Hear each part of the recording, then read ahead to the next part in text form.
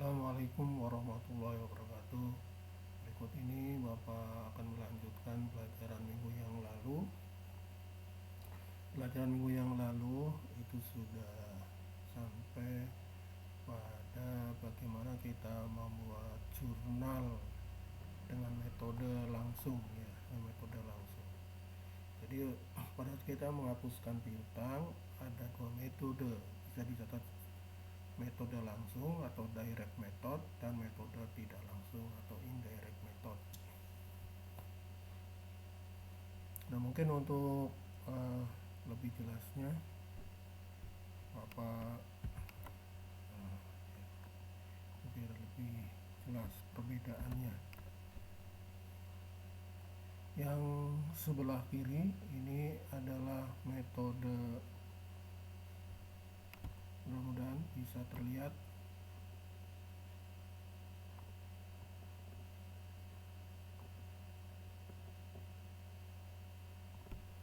Ya, yang sebelah kiri metode tidak langsung dan yang sebelah kanan metode langsung. Untuk yang A ya, ini penjualan kredit baik metode langsung tidak langsung, jurnalnya sama.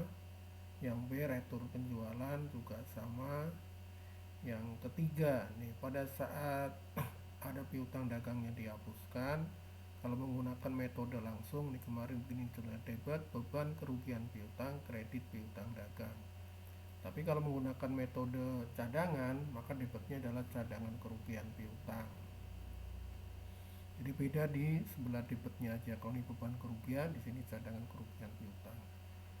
Kenapa di sini debitnya cadangan kerugian piutang untuk metode tidak langsung? Kemarin sudah Bapak jelaskan. Jadi kalau menggunakan metode cadangan, perusahaan itu akan mengestimasi berapa besarnya cadangan kerugian piutang untuk tahun yang akan datang. Ya, untuk menentukan besarnya berapa kerugian piutang yang tidak bisa ditagih.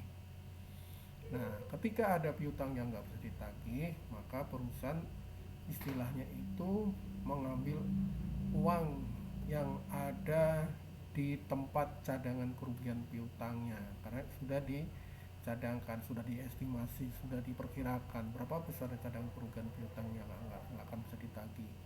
Berbeda dengan metode langsung. Kalau metode langsung perusahaan tidak mengestimasi, pokoknya kalau ada uh, piutang yang tidak bisa ditagih maka ngambilnya ke beban ya. Tapi kalau menggunakan metode cadangan ngambilnya ke cadangan. Kemudian yang nomor 4 sama ya, ini jurnal untuk mencatat pelunasan piutang. Kemudian yang E ya, yang E itu transaksinya adalah diterima kabar ya. Jadi piutang kita sudah menghapus piutang dari debitur, ternyata debiturnya piutang yang sudah dihapus memberikan kabar akan membayar utangnya. Jadi waktu menerima kabar, jurnalnya adalah debit piutang dagang, kreditnya beban kerugian. Tapi kalau menggunakan metode tidak langsung, kreditnya adalah cadangan kerugian piutang. Kemudian yang F sama, kas. Ini sudah untuk mencatat yang atas ini ya, setelah pelunasan piutang ya sama. Kemudian yang G juga sama, ini penerimaan piutang tahun lalu yang dihapus ya, kita diterima di sekarang, ini sama. Kemudian yang H, kalau menggunakan metode langsung, ini menerima pelunasan piutang yang sudah dihapus. Jadi piutang yang sudah dihapus kita terima. Kas, kredit beban kerugian piutang, kas. Nah, di sini cadangan kerugian piutang. Jadi perbedaannya itu hanya di C ya, C ini waktu menghapuskan piutang ya. Kemudian yang E, yang E ya, yang E ini adalah diterima kabar piutang sudah dihapus akan membayar, yang E. Kemudian yang H, itu perbedaannya ya. Baik, berikutnya akan Bapak lanjutkan, yaitu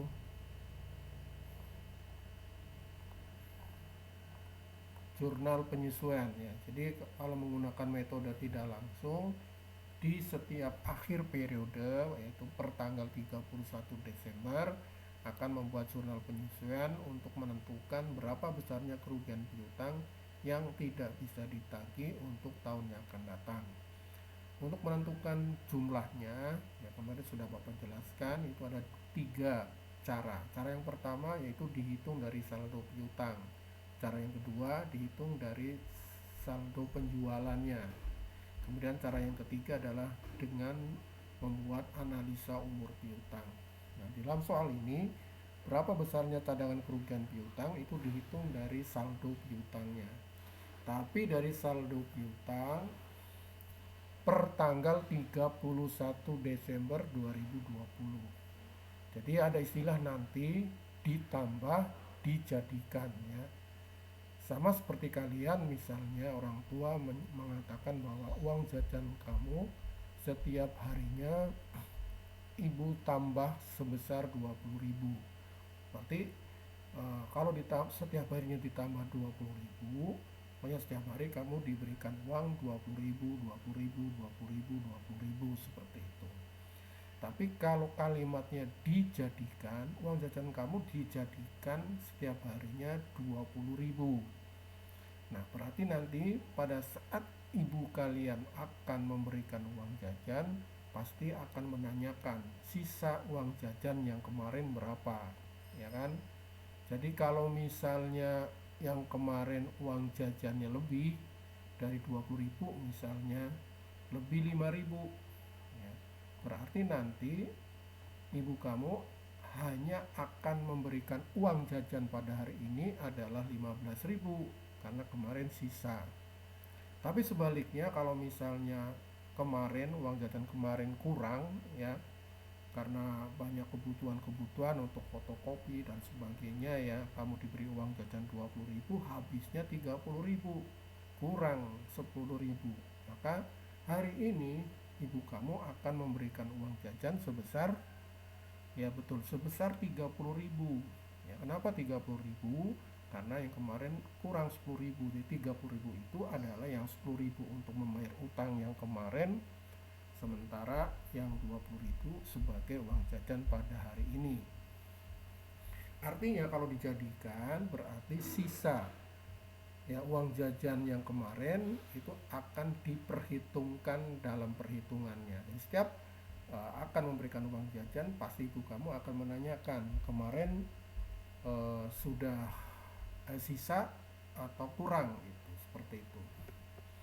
Nah, kalau ditambah 5% berarti langsung ya cadangan kerugian piutang 5% kali saldo piutang per 31 Desember 2020. Berapa? Ini kamu lihat di soalnya ya.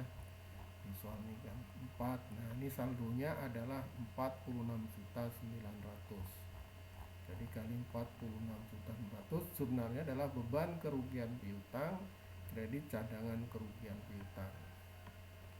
Ya, dari 5% kali saldo piutang per 31 Desember 2020. Nah, yang B itu dijadikan 5%. Seperti yang sudah Bapak jelaskan tadi, Bapak analogikan dengan jajan kamu biar lebih mudah pemahamannya. Setiap kita akan membuat jurnal penyesuaian, maka yang tahun kemarin ya ada sisa atau tidak ya. Jadi saldo cadangan kerugian piutang itu bisa saldo kredit, bisa saldo debit. Saldo kredit apabila besarnya cadangan kerugian piutang yang kita tentukan yaitu lebih besar dari piutang yang tidak bisa ditagih. Misalnya cadangan kerugian piutangnya yang sudah kita tetapkan adalah 10 juta, ternyata piutang yang nggak bisa ditagih hanya sebesar 8 juta. Maka 2 juta itu adalah saldo kerugian piutang kredit ya.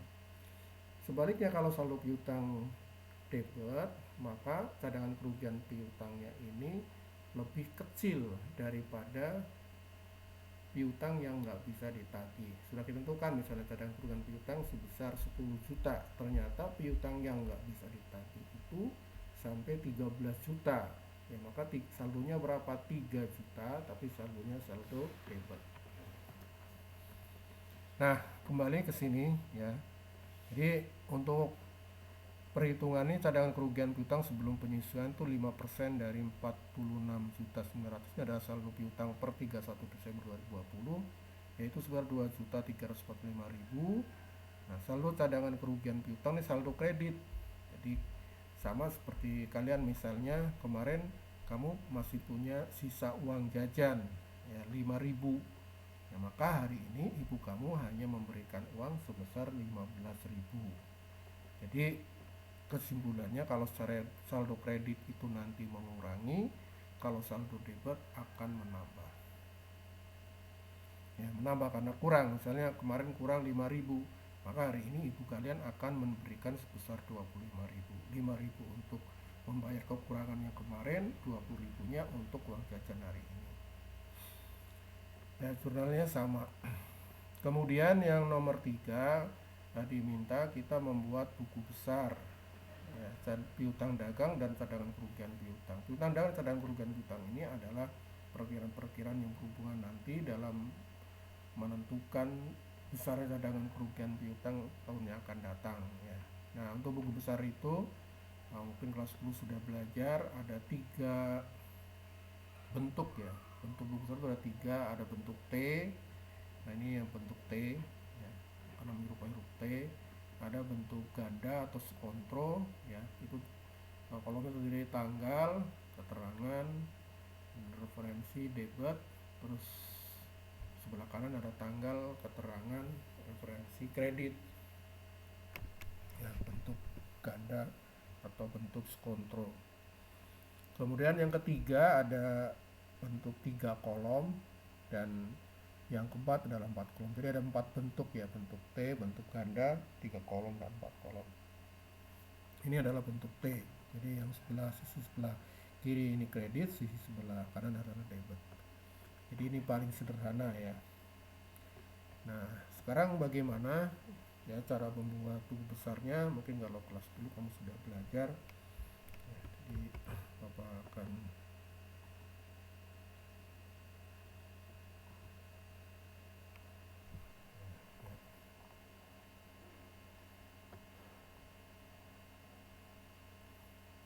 ya, untuk membuat piutang dagang ya, yang pertama saldo nih dari soal 46 900 ya, piutang dagang itu saldo normalnya di sebelah debit ya, debit 46 tinggal dipindahkan. Kemudian dari jurnal ini yang sudah kamu buat nanti diposting ya, dipindahkan. Ini debit masuk debit, kredit masuk kredit. Yang A nih debit piutang dagang, A piutang dagang 87.600. Cari lagi yang piutang dagang B sebelah kredit, nah, masukkan B sebelah kredit seperti ini. Kemudian yang C sebelah kredit, C sebelah kredit nih 4.200.000. Kemudian yang D sebelah kredit, catat sebelah kredit 30.500.000. Kemudian yang E sebelah debit 2 juta, E ini debit 2 juta. Kemudian yang F kredit 2 juta nih, F 2 juta. Kemudian yang G ada debit ada kredit ya, G debit kredit sama terus ya, sudah. Kemudian cara menghitung saldonya, sisanya adalah kamu jumlah sebelah debit atau kredit, atau jumlah yang lebih besar itu yang mana ya. Di sini jumlah yang lebih besar adalah jumlah debitnya.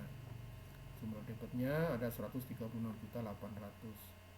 Nah, 97.200 ini adalah hasil dari 136.800 dikurangi 2.600 dikurangi 4.200 dikurangi 30.500 dikurangi 2 juta dikurangi 300.000 ya.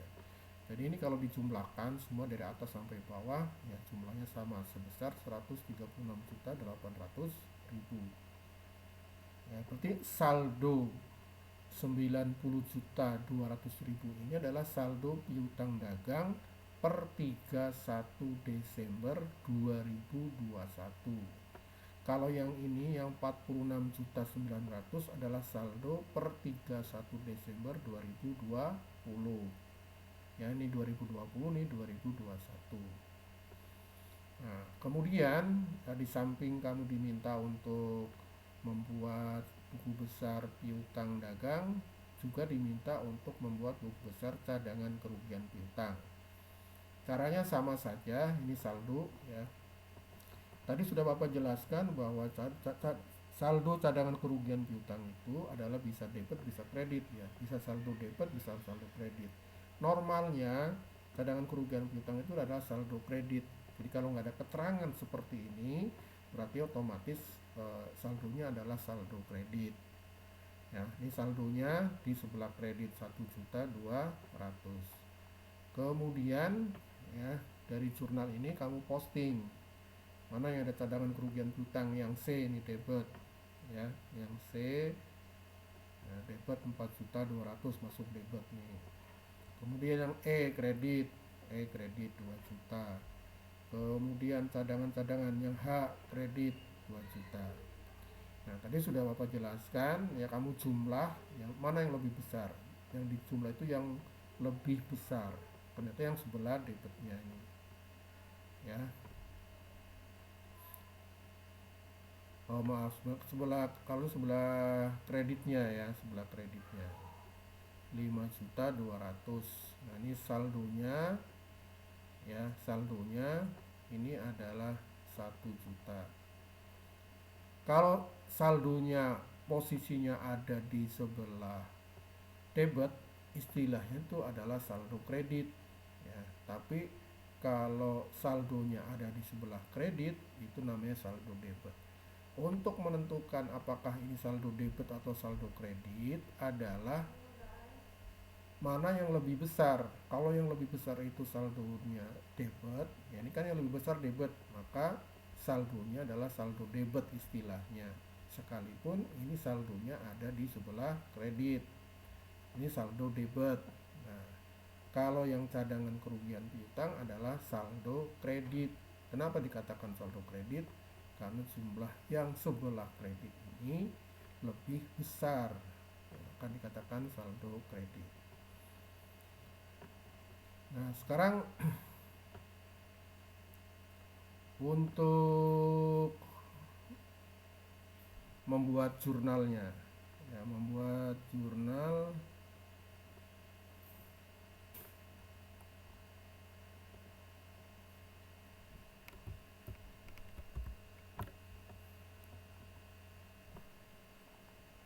ya, untuk jurnal penyesuaian dijadikan 5% dari saldo piutang ya, sama aja jurnalnya debit beban kerugian piutang cadangan kerugian piutang, hanya nominalnya yang berbeda ya. Jadi 5% ini 97.200 adalah saldo piutang per 31 Desember 2021.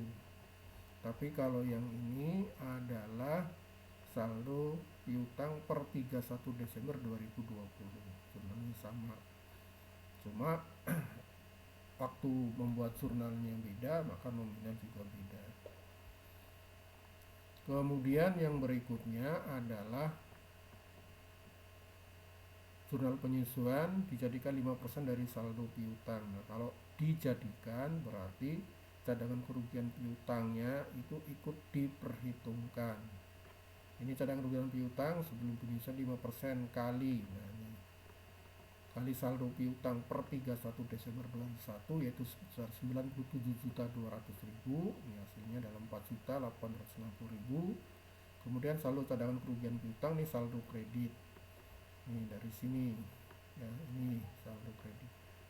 Saldonya posisinya mencatatnya di sebelah debit, tapi istilahnya saldo kredit. Tadi sudah Bapak jelaskan. Untuk menentukan bagaimana caranya saldo debit dan saldo kredit, kamu tentukan dulu mana yang lebih besar. Kalau yang lebih besar kreditnya berarti saldo kredit. Kalau yang lebih besar debitnya berarti saldo debit, seperti itu. Ya, jangan menentukan debit dan kredit itu di posisinya, di tempatnya saldo tersebut ya. Nah, jadi untuk menentukannya 5% ya, 4.160.000, terus saldo cadangan kerugian piutang saldonya kredit ya 1 juta.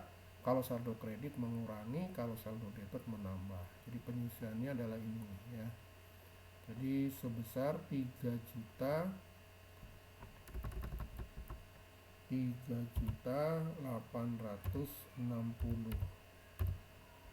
3.860.000.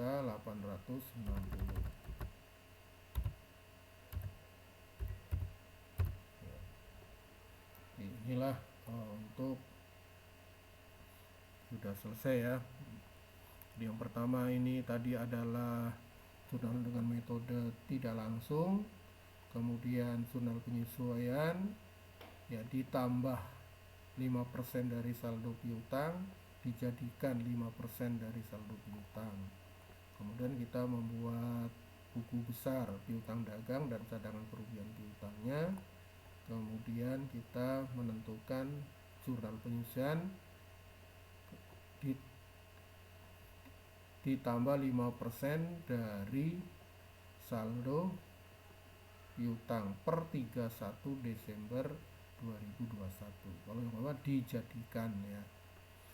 Nah, karena saldo per 31 Desember 2021 itu 97.200.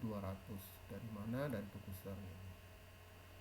Ya, kemudian juga nanti cadangan bukan 2 juta lagi, tapi ini jadi 1 juta ini dari buku besar dari sini. Ya, ini di debit saldonya, tapi istilahnya adalah saldo kredit karena saldo kredit pengaruhnya mengurangi. Itu saja yang bisa Bapak jelaskan. Mudah-mudahan kalian sudah jelas. Kalau belum jelas silahkan nanti kamu bisa bertanya kembali ke Bapak. Taufik walhidayah. Wassalamualaikum warahmatullahi wabarakatuh.